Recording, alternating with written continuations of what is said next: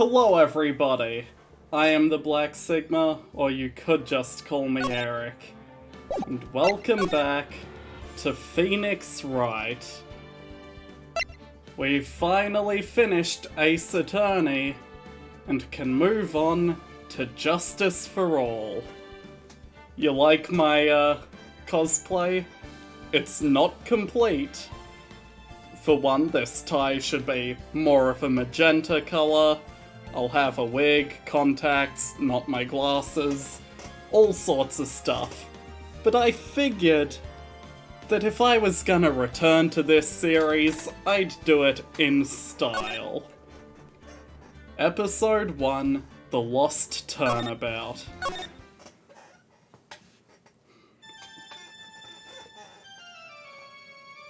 Starting with a Dracula stinger. How did I get into this mess? That's far enough. You can't run forever, Mr. Phoenix Wright. Judge? What have I done wrong? I cannot allow you to go on like this. Huh? But I'm just a simple defense attorney. Silence! You are no longer worthy of your title.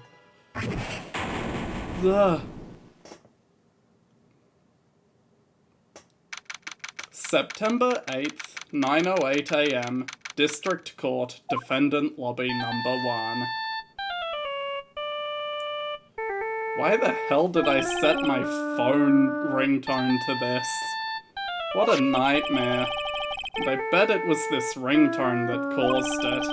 I really shouldn't be dozing off right before a trial starts anyway. Huh?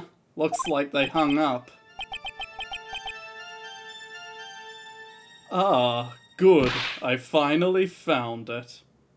Talk about a close call. I hate to do this to you, but it's nothing personal, Mr. Attorney. A few minutes later, District Court Defendant Lobby Number 1.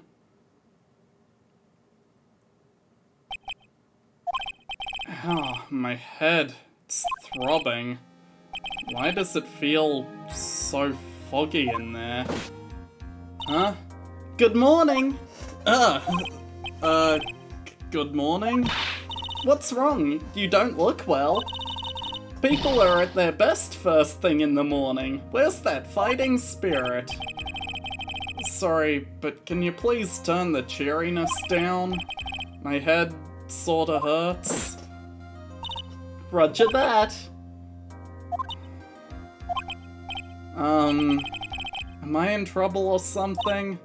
Huh? Trouble? Wait, never mind. You're a policewoman, right? Thought maybe I'd done something wrong? What are you talking about? I'm the one in trouble. What? I'm placing my life in your hands today, Mr. Phoenix Wright. Life in my hands? You promised me. You said you would prove that I was not guilty? Not guilty? Just when I thought I lost all hope was lost? When all the other lawyers laughed me off? Leave it to me, you said. You, the one and only Phoenix Wright, came to save the day. And just like that, I was moved to tears, sir. I'll never forget what you're doing for me. Ever. What is this girl babbling about? Actually, I really love to watch court proceedings, and I always root for you to win. When I'm off duty, I like to come here and... What's wrong? You've been acting really strange and you keep staring at me. You're making me kind of nervous, sir. Oh, sorry. Afraid to ask, but here goes. So, this might sound bad, but, who are you? What? Mr. Wright, how can you say that? How can you do this to the fragile heart of a girl about to go on trial? You're absolutely horrible. No, I didn't mean it like that. Is this how a defense attorney treats his clients, sir? I can't believe this. No, it's just... well, I think you might have the wrong person. Yes,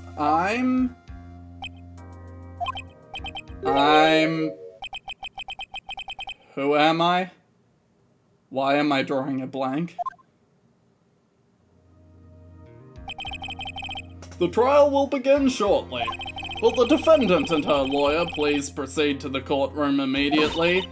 The trial's about to start. I'm counting on you in there, okay? What?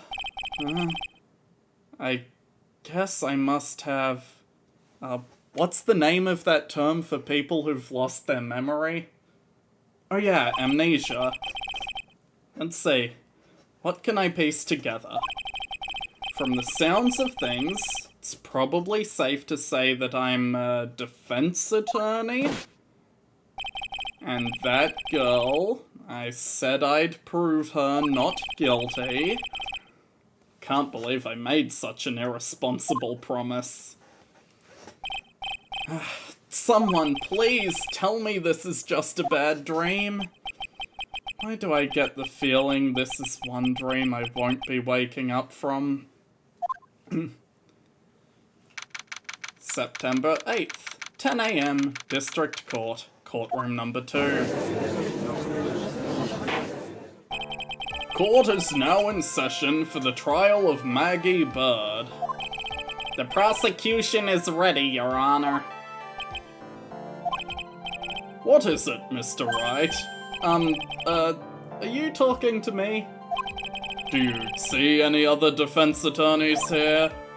I guess not. Now then, are you ready? Sure. Are you ready, Mr. Wright? Yes, Your Honor. Wait a sec. If her life is in my hands, I should really do the responsible thing. Actually, you see, Your Honor, my memory is kind of... The court will not hear the defense's excuses. Because the defendant is a member of police, this case is under great scrutiny. Therefore, we must make this trial fair but swift.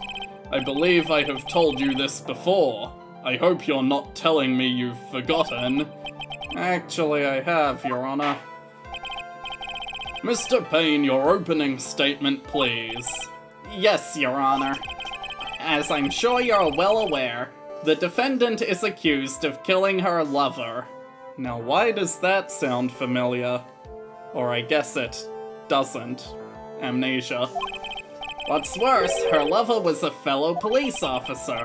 A policeman? You did what to a policeman? It wasn't me! And besides, Dustin and I, we weren't lovers like that. In any case, the prosecution will prove that the guilty party is none other than the defendant. Very well. Mr. Payne, please call your first witness. It's been a while, Mr. Wright. Let's see what you've learned since last time. I won't show you any mercy this time, rookie. Okay. And who are you again? The prosecution calls Detective to the stand. Sorry, isn't his name Detective Dick Gumshoe? I feel like... if memory serves, that's not his name. Here we go. Don't let me down, Mr. Wright. Nowhere to hide. I'm so dead. Witness, please state your name and occupation. My name is Dick Gumshoe, sir. I'm the detective in charge of homicides down at the precinct, sir. You don't look very well, detective. Well, sir, the defendant, she works under me, so, you know. You work under that detective? Yes, sir.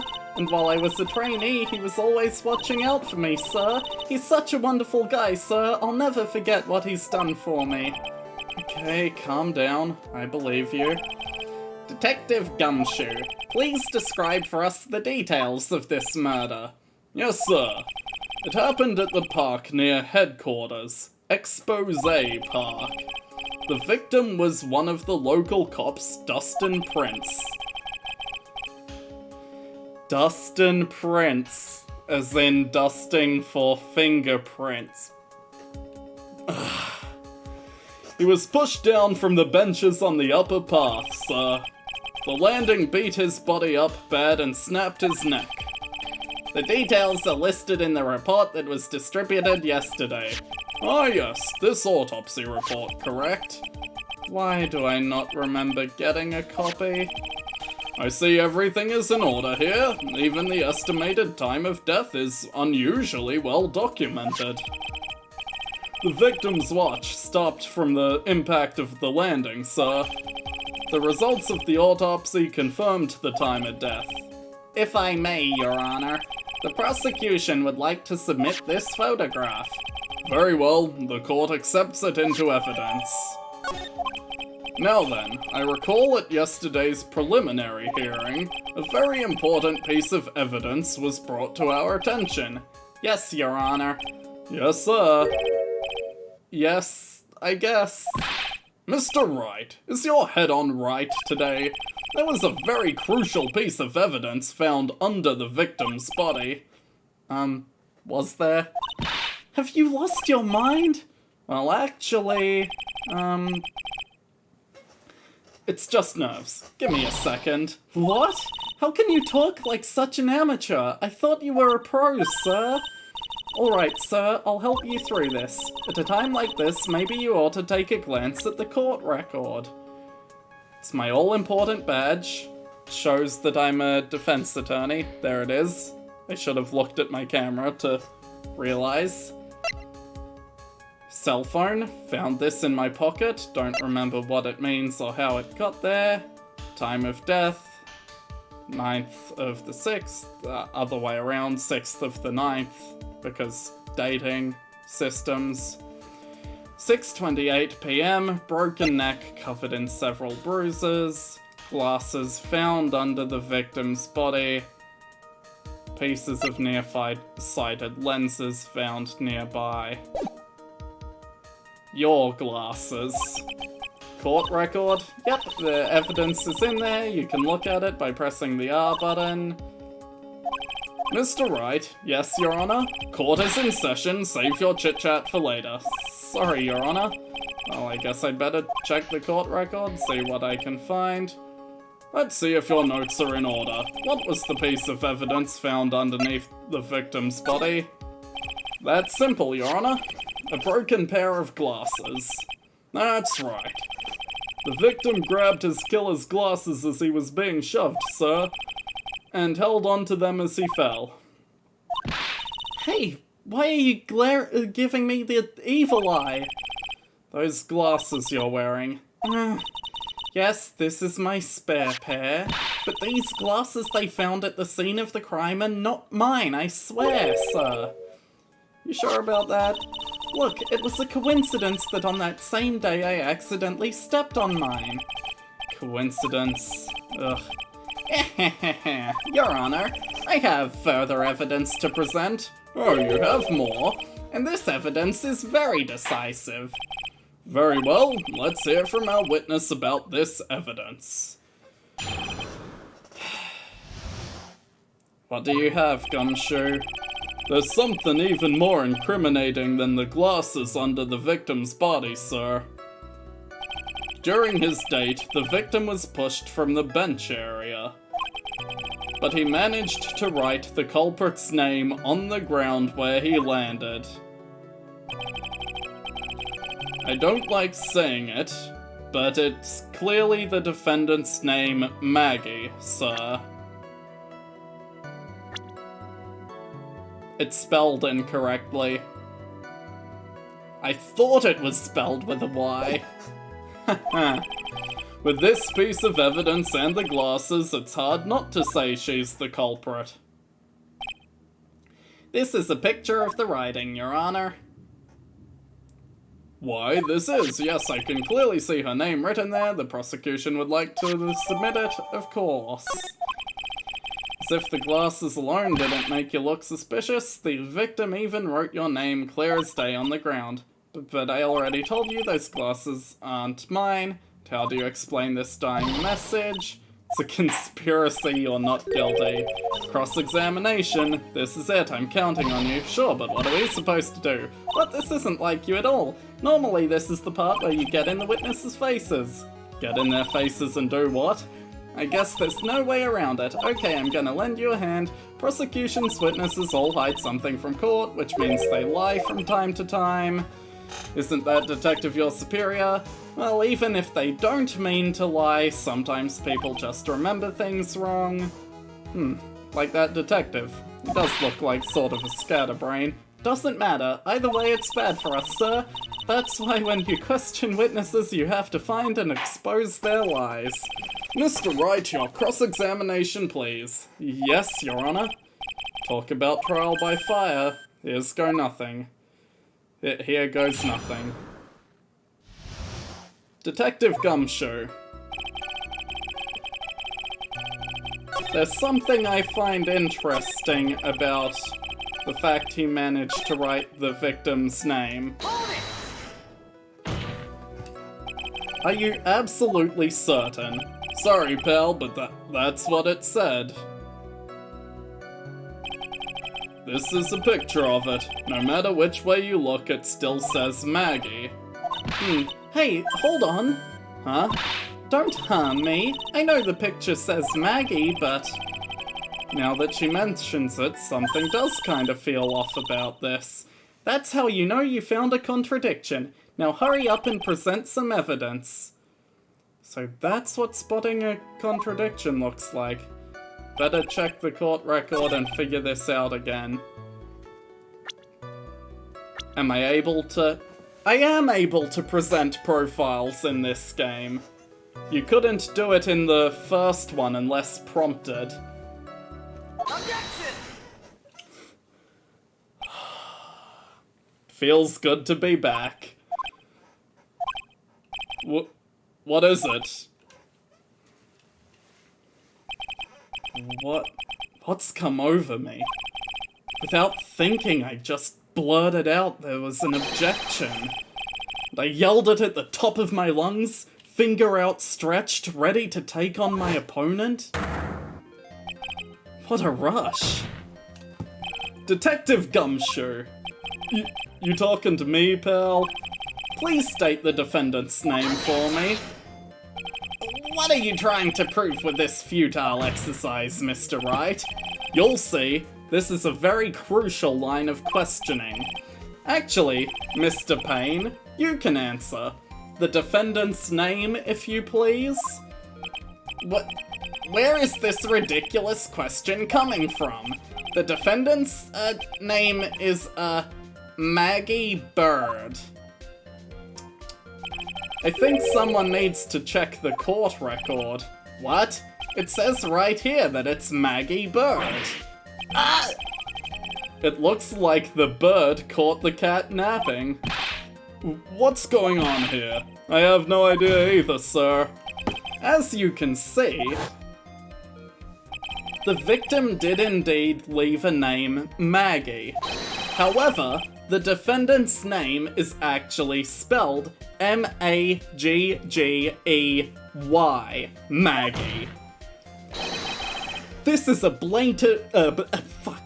This is a blatant contradiction of facts. Mr. Wright, please refrain from swearing in the courtroom. Oh, how about that? I hadn't even noticed. But maybe the victim didn't know how to spell her name correctly. May I remind you that it was you who said the defendant is accused of killing her lover? If they were truly lovers, it would be impossible for him to have not known her name. No! This is very true. Mr. Payne. Yes, Your Honor?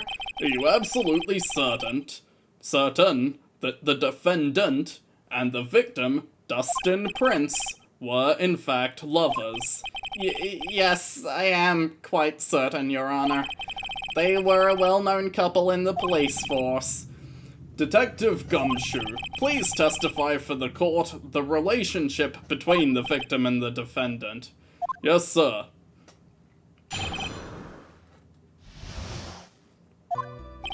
Officer Prince and Officer Bird had been going out for about half a year. Sounded like they were even talking about marriage, sir. The day of the incident just happened to be the victim's birthday, sir. I really added an unnecessary sir before, only for an actual sir to appear in the next line. Maggie, Officer Bird, had gotten Officer Prince a present. It was something she had bought over 2 months ago. I should know, because she came to me to ask what she should get for him. Oh, those two sound like they were close. Nevertheless, tragedy struck. Yes, I see. You may cross-examine the witness, Mr. Wright. Let's see. They'd been going out for about half a year. They were even talking about marriage. Day of the incident happened to be the victim's birthday. Can I confirm that? I cannot confirm that. Officer Bird had gotten a present. Something she'd bought over 2 months ago. Do you mind? You seem to know a lot about the defendant. Well, that's because I'm her boss and I've got to watch out for my subordinates. But even what she was going to give as a present? Isn't that going a bit too far? Hey pal, watch what you say. I know everything that happens under me. If someone so much as scratches their... I really don't need to know that much. Okay, I was going to question, I was literally wanting to ask what the present was, because it might be relevant to the case.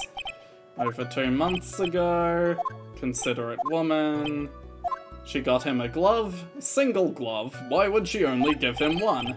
Actually, Your Honor, the glove in question is a baseball glove. Oh, I see, a baseball glove. Officer Prince was a huge baseball fan. Baseball glove. Sure. Just now, I believe you said the present was something that she had bought over 2 months ago. Yeah? Are you saying she bought him the glove at a store that far in advance? Nah, nothing like that, pal. Then, what is it like? She ordered it. It was custom made. Custom made?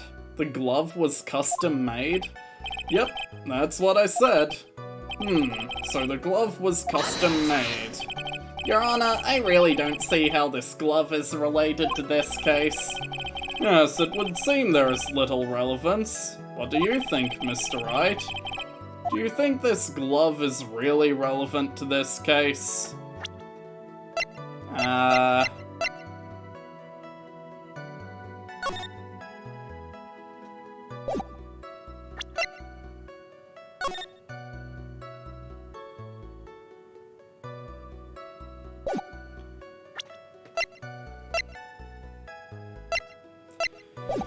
Well, I'm fairly certain it is relevant, but I have no way to prove its relevancy right now.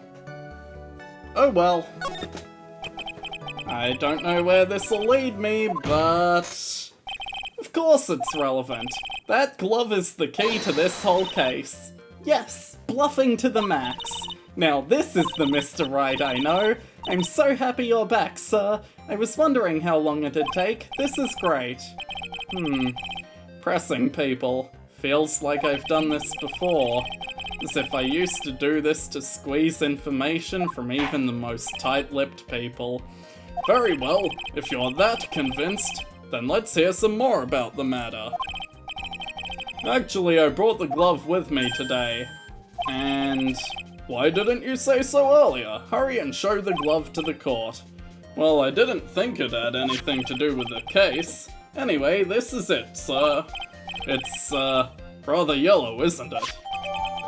Baseball glove added to the court record. Officer Prince really liked the color yellow, and that's why you had to special order it. Yep, that's right. That and one other reason. I think this court has heard enough. It is clear that the victim and the defendant were involved with each other.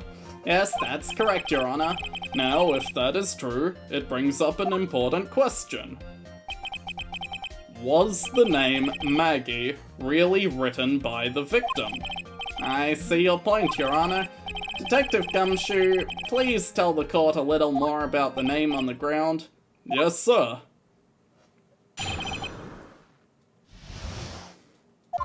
We first looked into the handwriting. Unfortunately, we couldn't confirm that it was the victim's handwriting. Next, we checked the victim's pointer finger. We found that there was sand trapped under the victim's fingernail. There were also scratches on his skin that were caused by him writing on the ground. From this, we could confirm that the victim wrote this name with his right hand.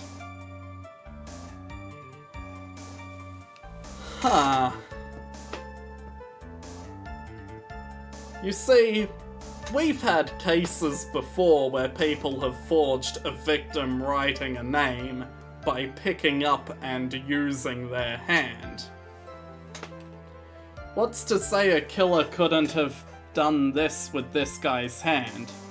It was written with his right hand, but I don't know if he wrote it. Yes, a perfectly logical conclusion. Now then, Mr. Wright, you may cross-examine the witness. Thank you, Your Honor.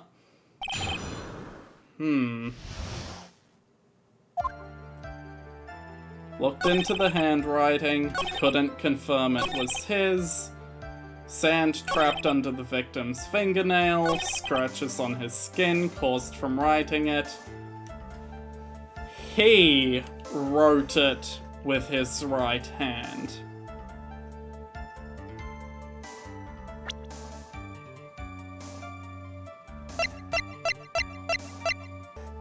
What hand do you normally put the baseball glove on? This baseball glove is clearly made for a right hand because the thumb is on the correct side for that. However, I don't know much about baseball, but do you put the glove on your non-dominant hand? Does a right-handed glove prove this man was left-handed? Is that how I break this case? I don't know. But I'll figure out if that's the truth in the next episode. Bye.